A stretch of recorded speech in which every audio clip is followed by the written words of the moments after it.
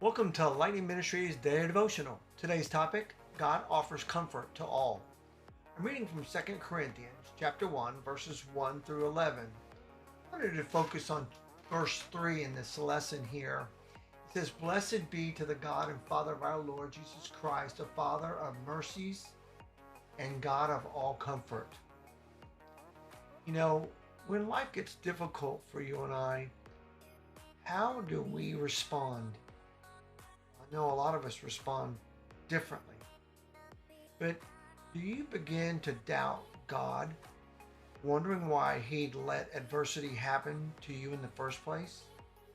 Or do you turn to Him, seeking to better understand His ways and grow stronger in your faith? That's a good question. Paul and Timothy, while they were in Asia, faced hardships and persecution. In the passage today, it says that they were burdened excessively beyond their strength. But they chose to put their hope in the Lord and trusted that God would comfort them in their afflictions. Now, Paul goes on to write, "For just as sufferings of Christ are in our abundance, so also our comfort is abundant through Christ."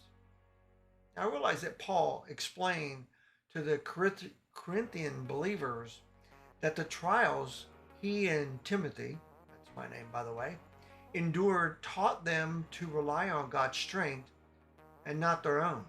I know a lot of us try to do that in our own spirits.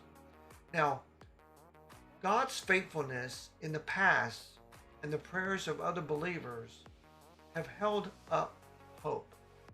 There's the warriors and those that have fought the good fight before us. But I realize that you and I face difficulties at one point or another in our lives. Maybe going through something right now. You may have just come out of something, or maybe you're preparing as you're in something too.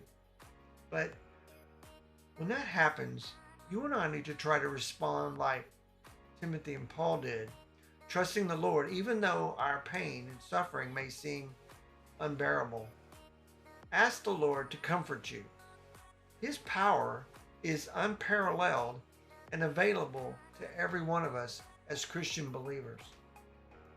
No matter what you're going through in your life, no matter what it may be, realize that the Word says that God will comfort you. He'll be your comforter.